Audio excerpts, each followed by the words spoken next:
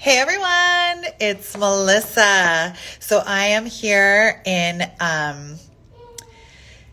my construction zone. We're at Wagmor. That is soon going to be a rescue center, and I'm waiting for Nikki to come on.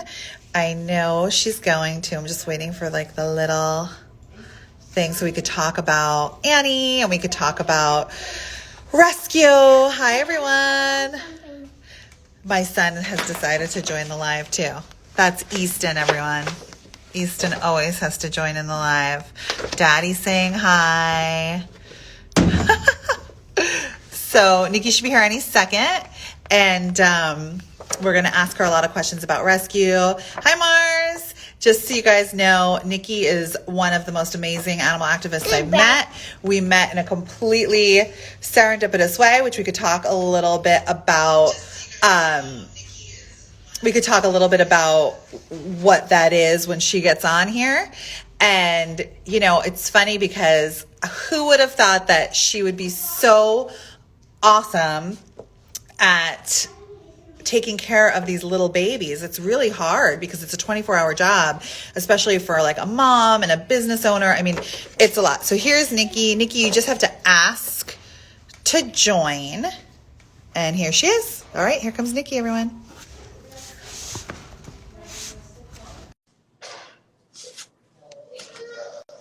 She will be here in a minute.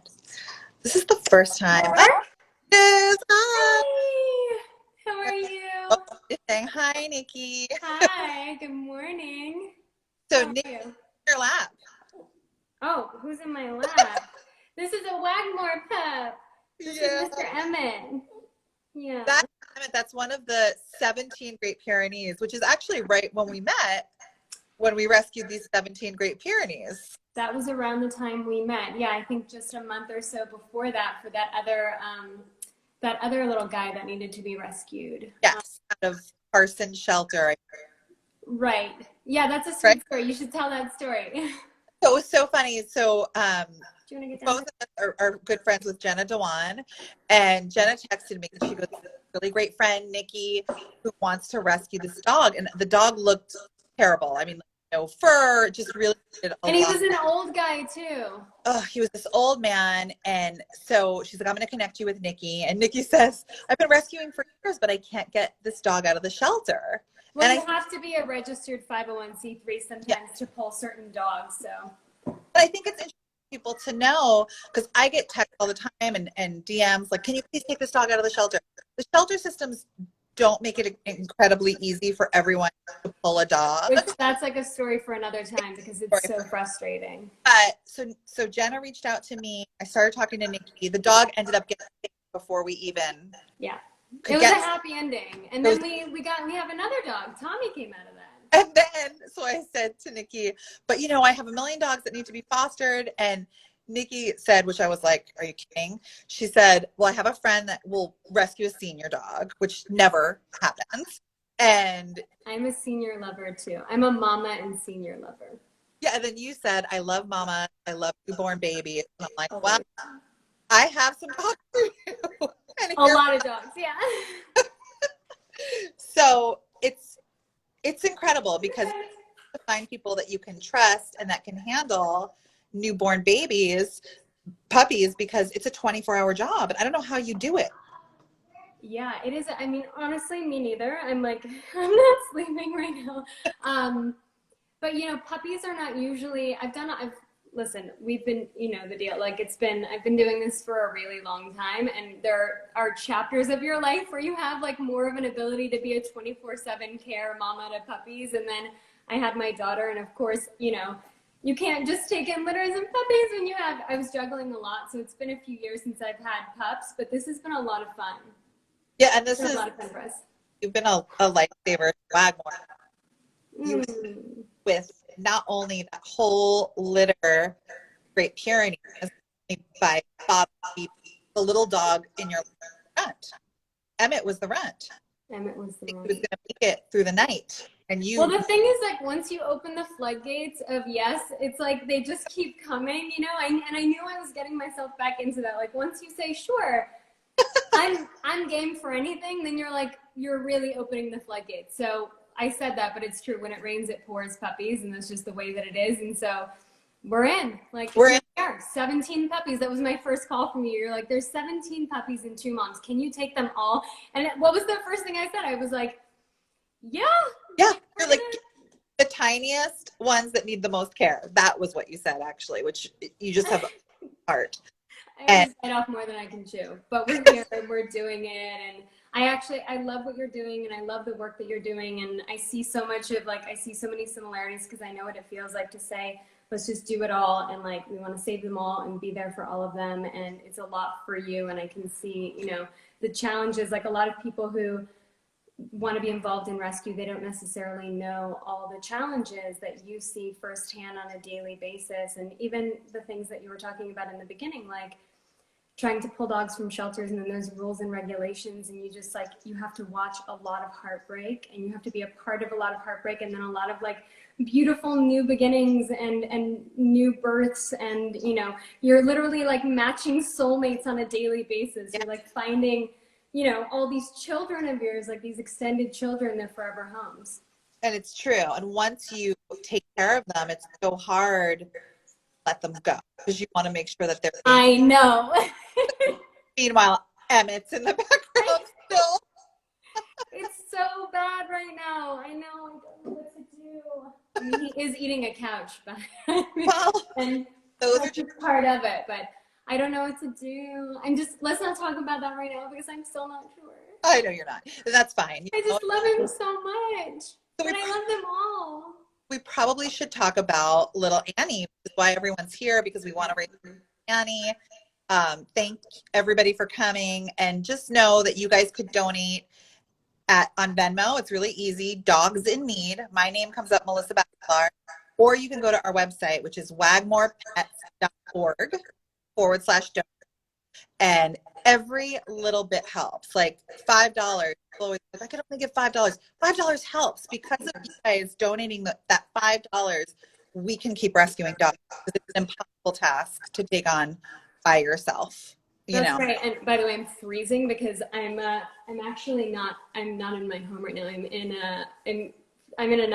a friend's home who loaned me, because we have no service and Wi-Fi, and I wanted to make sure I could do this. All the windows are open. So I'm freezing right now. If you can see me shaking. Yeah. If you're wondering why I'm quivering, it's because I'm so ice cold. Also, on that note, $5, $1, whatever helps. But if any of you guys have supplies or can volunteer or do anything like that, those are other ways to get involved. And so I know that right now we're raising money for Annie, so forgive me for segueing into that, but sometimes it's really important for people to know that $5 is great, $1 is great, but if you have access to food, supplies, pee pads, anything like that, if you can transporting is a big thing, We're looking for transport. There's 50 dogs in Bakersfield tomorrow that we're trying to find people to go get. Don't tell me that. Well, I know. Don't you tell me then.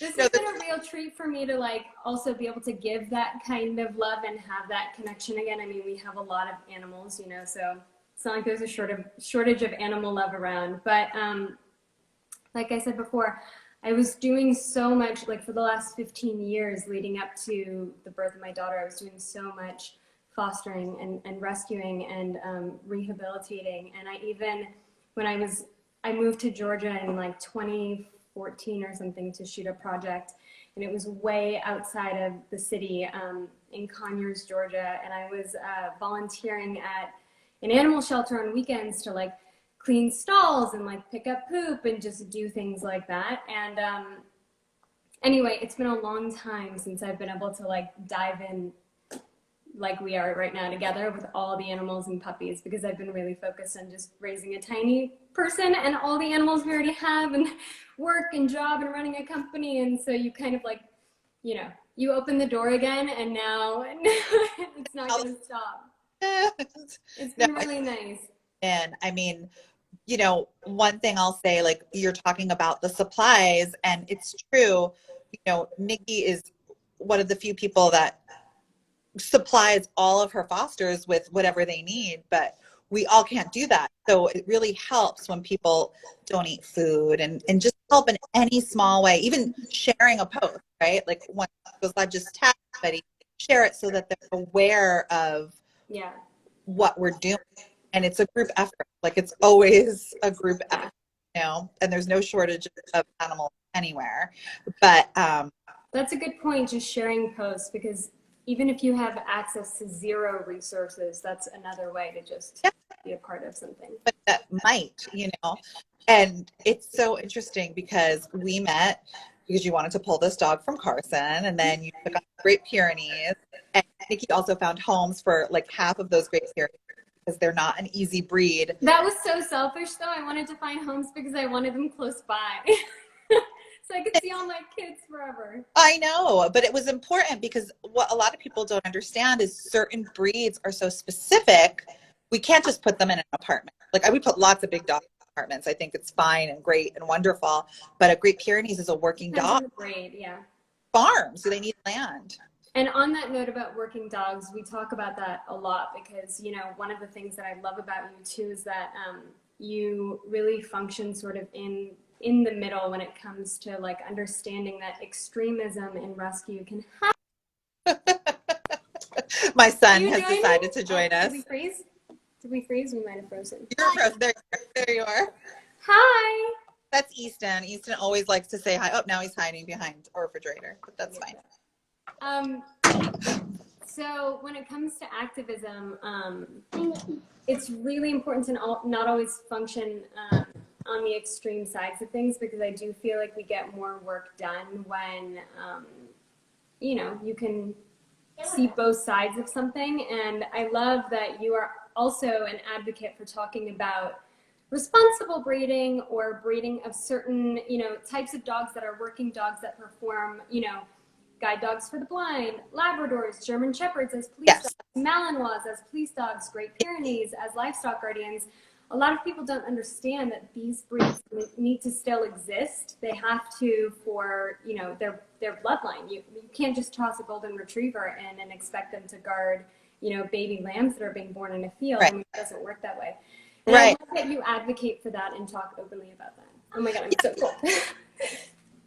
It's something. Okay, honey. Sorry, we're live. My son is here. That's what you do. So, one of the things that we did talk about that's important is, even though you can find purebred dogs in rescue, I love a purebred dog. I feel like there are dogs that responsible breeders are breeding out there, and that's okay. I'm not completely against that. We're against irresponsible breeding and backyard breeding, all of those things. And the exploitation of animals, and breeding to sell in shops, and dogs that are bred and abused and left in. I mean, that's the thing about humanity that sometimes is really disheartening, is that you find something, human beings, and they figure out how to capitalize on that or monetize that. Right. Dog breeding became a problem. And it's interesting because as we dove into this huge rescue in the past 6 or 7 months and going to places like Bakersfield, where there's just acres and acres of land and people just kind of let dogs roam, and they don't really have the resources or maybe the knowledge to actually spay and neuter their animals. We're coming across so many litters of, I mean, just, it's like one after another. What we're trying to do is go in, get the puppies so that they could have a great life, and spay and neuter them on that we don't keep having this issue. And that was the big thing with these Pyrenees, right? Like the story was that they wanted the mamas back, and we took these mamas and we were like, oh my gosh, we can't put them back in a situation now that they're used to sleeping on your couch, we're sleeping in bed with you.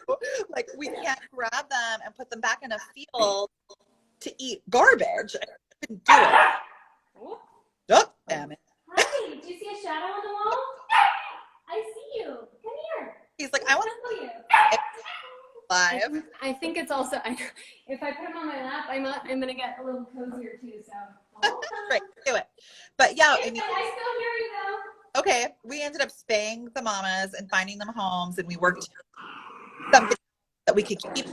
But a lot of times people don't want to give up the mama dogs, so we're really advocating and trying to raise the funds so that we can spay and neuter all of those mamas and daddies, so that we don't keep getting these litters of puppies that are sick and we could look at Annie for a second. Okay, let's talk about little Annie. Everybody is so Sorry, I'm very distracted. so cute. So Annie was born. The story was that the woman found the mama, and the mama got pregnant, and then she had this litter of puppies, and Annie was born with little legs, and she just didn't know how to really care for her. So we were like, okay, let's take her. Let's see what we can do. And luckily, Nikki again stepped up and said, I will feed this baby. And this baby was, how old do you think she was when you got 2 her? weeks. 2 weeks. So Eyes had just opened and she didn't even have any teeth. Like you couldn't even feel little pokies. she's just starting to get little tiny teeth. So, And also I weighed her and she was 6 ounces. So oh my gosh. I can't imagine. Hey, you're keeping me a little warmer though. Thank you. So Nikki was actually up 24 hours a day feeding this puppy. So we decided it was only fair because you have to live and work and take care of your daughter and all those things. Well, we do like a flip-flop when we have Yes. puppies like that are 24-hour care. You do 1 week on, 1 week off usually. You have to, just for your own sanity. And so she went to another foster who was doing an amazing job. And unfortunately, when Annie flipped on her back, she aspirated and Gonna get back down. had to go to an emergency vet and get all the care she needed. And we're lucky enough now to have her vet tech, who is taking care of her. And then I'll get her back in 2 weeks. A couple weeks when she's really eating on her own and crazy. Yeah. Then Annie's a little fighter though. She's like, she figured out how to get to her bowl and like wants to play. She's a goofy little girl. She's a little fighter. Yeah. The foster that has her right now, Monique, she actually said that she's running up, like with her little legs, she's running up to the dog bowl. Scooting, Scooting. And she's growling at the other dogs. Oh my God. To eat their food. She's a little firecracker. I know. She's a little bit over a pound right now, which is that's a big girl. That's a big girl right there.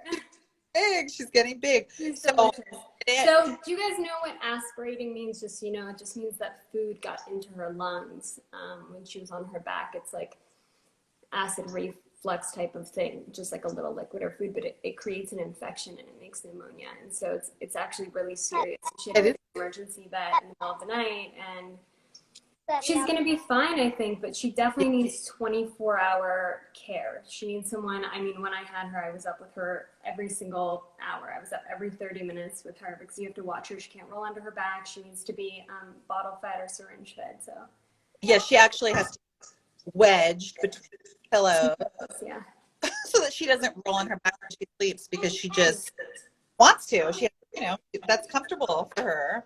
Yeah, but not she's safe. a sweet girl. She is, and that's and it's you want to be able to take on as many dogs in need as possible, and that's why we're asking you guys to come here today, go to the now, and donate to Dogs in Need, or go to the website pets.org. Those things help us. Like we said, all $5. We just want to be able to help these dogs any way we can. We want to be able to do that if we have to and not stress about it. And you have me as a foster forever. That. I'm your forever foster. Know exactly what kind of dog that you like.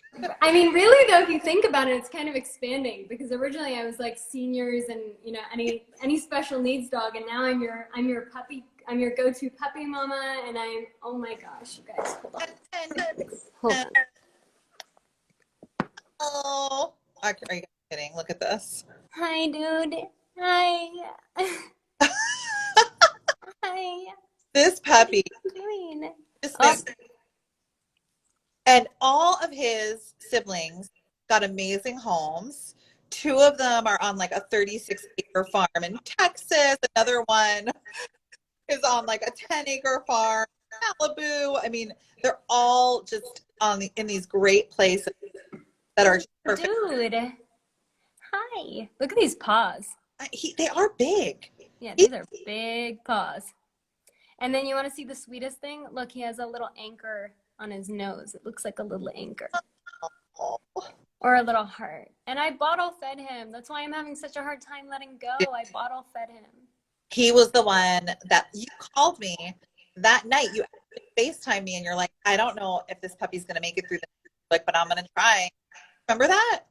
Yeah, when I got these pups, this dude really felt like he was so fragile and so dehydrated and so honestly probably malnourished from the amount of fleas that they had on them.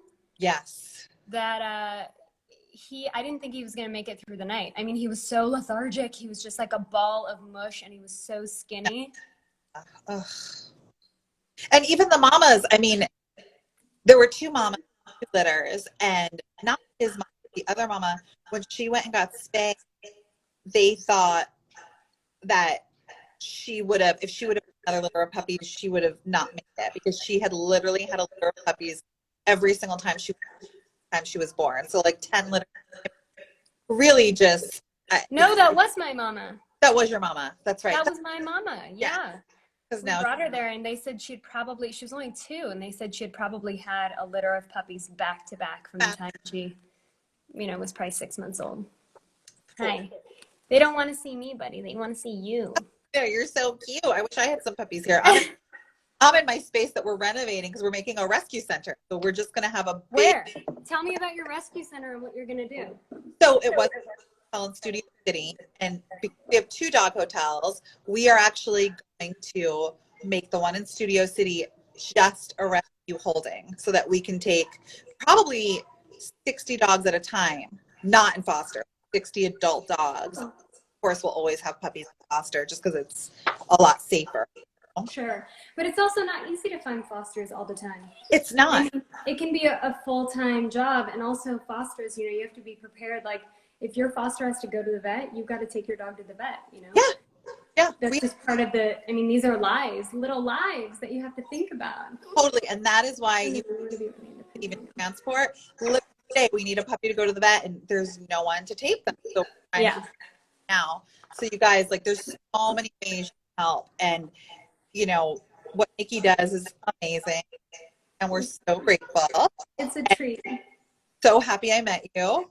It's a treat. I'm so happy I met you too. And also we see the network extending to all the other, we have mutual friends in the rescue world, and I've been working, parallel in the rescue world for a really long time. And so you just start to know that the community exists, I've connected you with Katie and you've connected me with people. And so suddenly we're this big family. And so if you call me about something and I can't do it, I can call someone else or call Katie or, so it's nice to just have this community.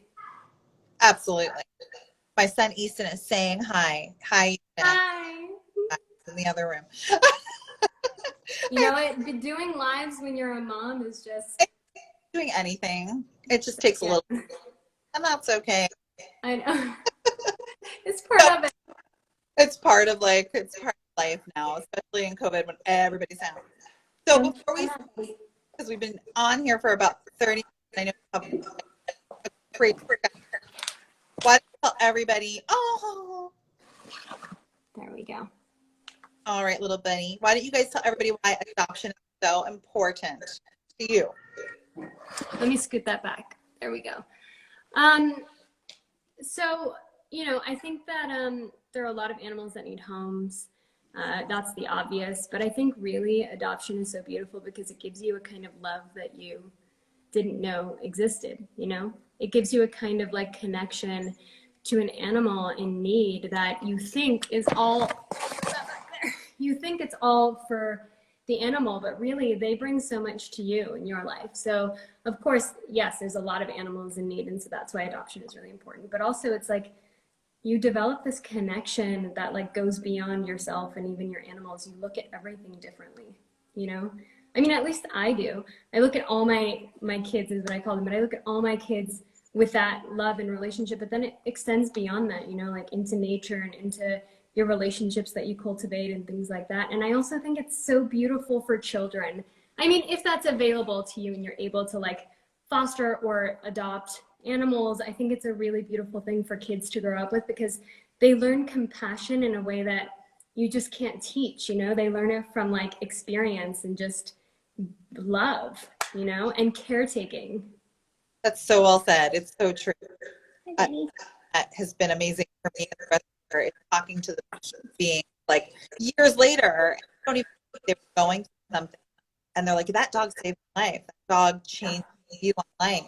Yeah. And children grow up and have these animals around them beautiful too, and seeing the way they interact with them. And so I will agree. So thank you. Yeah, they do. They say they totally can save your life, and they, you know, I feel like that with every single one of my animals for sure. Like that deep, deep, unexplainable connection. Like they speak a language that only you speak, and you have like all your little secrets together. And also, I said this, you know, earlier, but I mean it. You're kind of like a love doctor in a way. You know, like you Right. find these animals and you somehow like place them in their with their soulmates. You Yeah. know. It's matchmaking. It is. Yeah, It's you're a part of that. Yeah. And then you get to like see that love grow forever, and they send you stories and you see like the life that you were then a part of impacting on such a serious way, you know, and it's really beautiful. So that's the thing about adoption that I think you don't get anywhere else. that's true. I I love mean, I love all animals, and like I said earlier, I don't function on any side of extreme. Like there's no place for judgment, and everybody who has their animal, wherever you got your animal, I'm sure you love that animal just the same. It's like it's right. an animal, right? So you love that Exactly. animal, but there's something really special about this. And also he's so annoyed with me because I'm like a little kid with him. All I want to do is wake him up when he's sleeping. It's true. He sleeps at my feet while I'm working all day, and I just want to wake him up every 2 minutes and be like, what are Oh, you doing? he's so What are cute. you doing down there? Well, thank you, everyone. Thank you so much, Nikki. Thank you, Emmett, for I coming. ended up on the floor. Here we go. I would if it was. It's actually warmer down here because I was sitting by these open windows everywhere, and I was just like so cold. Thank you so much for everything that you do and for thinking of these babies, but also thinking of me and allowing me to be a part of the Wagmor family. And I said it and I mean it. You have me as a foster forever, and I will continue to advocate for you and your work and what you're doing. And, you know, in a time like the time we're in right now that is surrounded by a lot of darkness and a lot of heaviness and a lot of transition, I think it's also just such a nice breath of fresh air to see the immediate, you know, gratification that comes from animals and then placing animals in their forever homes. It's a type of, I don't know, I don't know how to explain it. It's kind of like a necessary thing for all of us right now to have a little bit of that extra love, you know? Absolutely. Absolutely. It's Yeah. a beautiful time to be able to care for something, be loved Yeah. back, like unconditional. Yeah. And you can also see what you're doing having an immediate like cause and effect, you know, like an immediate result. For anybody who's ever even just volunteered to go pick up and transport a dog, to see how grateful that dog is just in the car ride over, and then knowing what you're doing is going to change their life forever. It's like an immediate pick me up and feel good. And probably for me, you know, I had a mom who, oh, sorry, you said you were about to jump off. I'll just tell a super quick story. My mom, when I was growing up, let me bring in any animal I could possibly find. Do you hear him snoring, by the way? Yeah, he's snoring.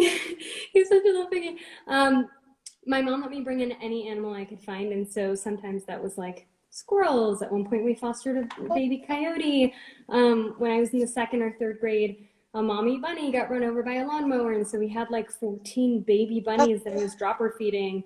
And so it's just been like my whole life of, you know, this connection to animals. And anyway, I guess I just start them young, guys. Start your kids young with Yeah, this, because it teaches kids from the time they're little that they have the ability to like have that effect on another life. And I just think it's such an important thing to carry with you for your whole life, you know?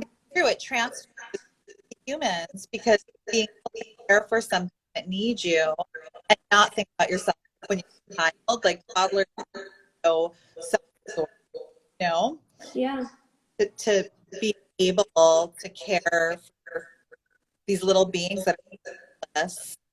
I mean, that's a beautiful thing. It's a beautiful thing. Yeah.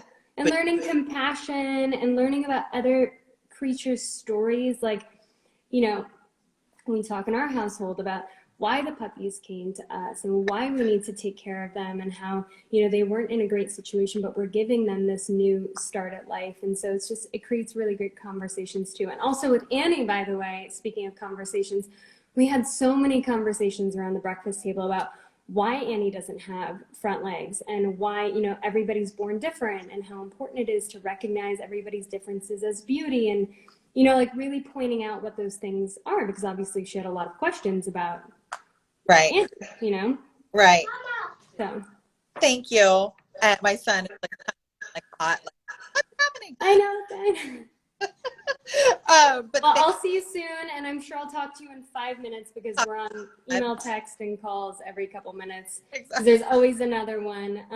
But will you say the Venmo again? The Venmo name? Dogs in my color. And if you want to, you can also go to the website, which is wagmorpets.org/donate. So thank you guys so much. I hope it helps. Thank And you, Melissa. we'll keep saving dogs. Yay. I'm like a zillion times warmer. I should have been on the floor the whole time. Now I'm like super cozy. All right. Thank you. Super cozy. Bye. Bye. One more little kiss for him. Mwah, mwah, mwah. Bye, buddy. Oh my God, he's so cute. Bye. Bye.